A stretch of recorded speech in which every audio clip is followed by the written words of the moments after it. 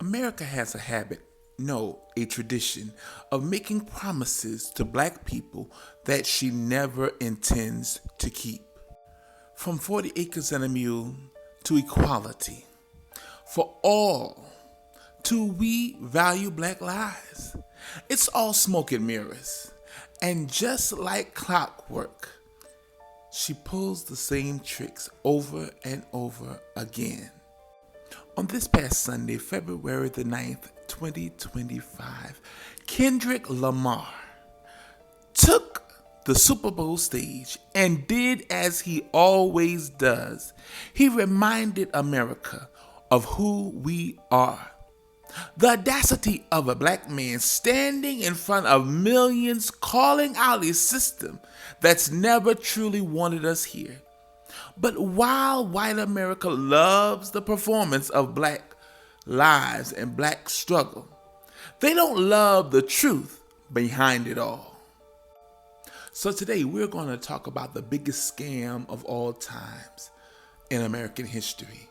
How black people were promised a future, a foundation, and a fair chance, only to have it snatched away, forcing us to trade in our rightful inheritance for 40 hours a week of labor, while white families built generational wealth off the Homestead Act.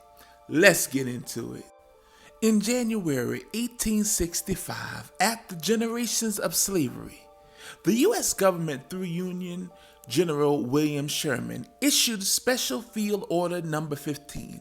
It was a simple promise. Formerly enslaved Africans would receive 40 acres of land to start their new lives. Some would even receive leftover army mules.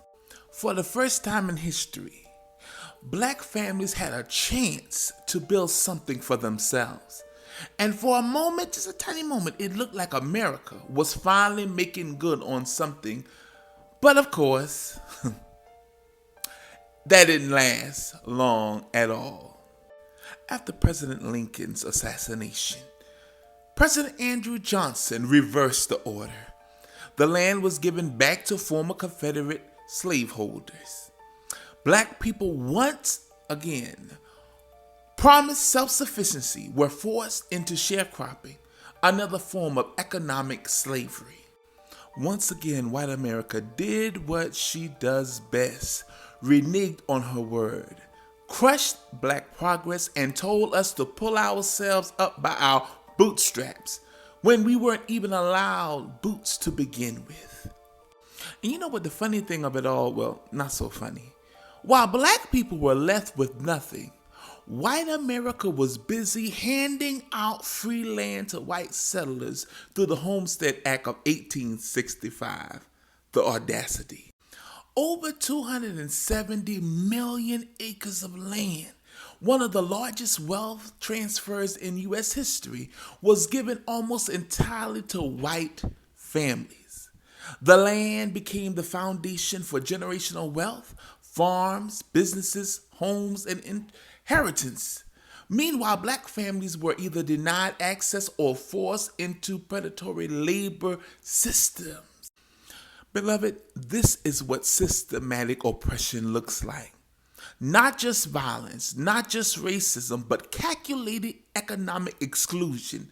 The government had no problem giving land to white immigrants who had never picked a single piece of cotton, but the black people who built this country from the ground up, they got left with nothing but debt and despair. Since we never got our land, we had no choice but to labor, trading our blood, sweat, and tears and time for straps. Instead of owning our farms, we worked somebody else's land. Instead of owning our own businesses, we became consumers. Instead of passing down generational wealth, we passed down generational struggle after struggle, generation after generation.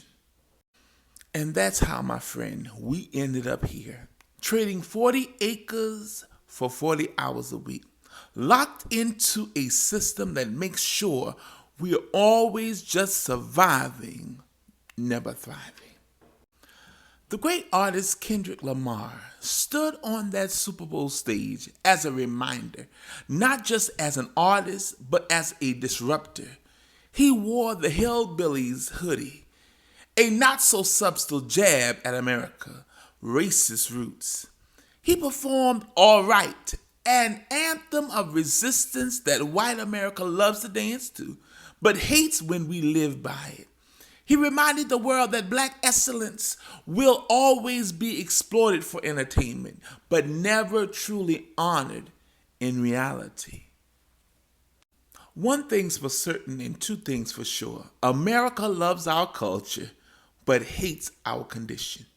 They love our music, but ignore our message. They'll let us rap about injustice on their biggest stage, but won't actually do anything about it. And that, my friend, is the problem. And then you have MAGA supporters that have the nerve to complain that there was not one single white performer in Kendrick Lamar performance. The audacity. That is what DEI was all about. And that, my friend, is what you voted for. So here we are again, watching America do what she always does and has always done. Say one thing, but do another.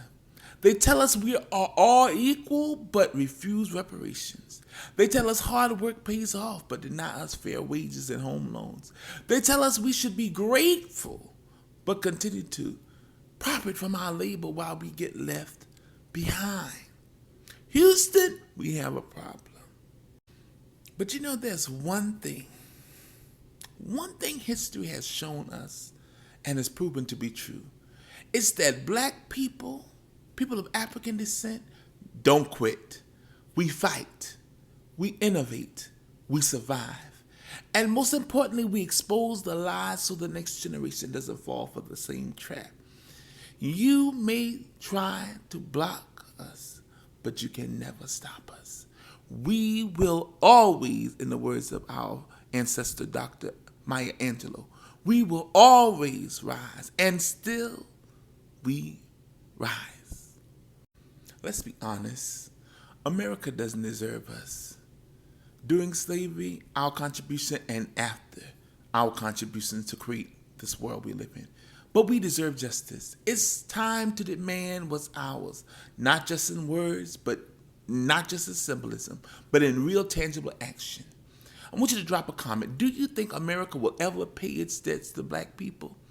What's the next step to fight for economic justice? Please like, share, and comment. Subscribe, repost. Help us get this message out so that everyone everywhere can know that the revolution is now being televised. And it's up to us to begin to push back, stand together, and not wait for a seat at the table, but to create a table of our own and resist all forms of oppression. This has been Sankofa Sessions Podcast with your host, Chief Apostle Veronica Israel.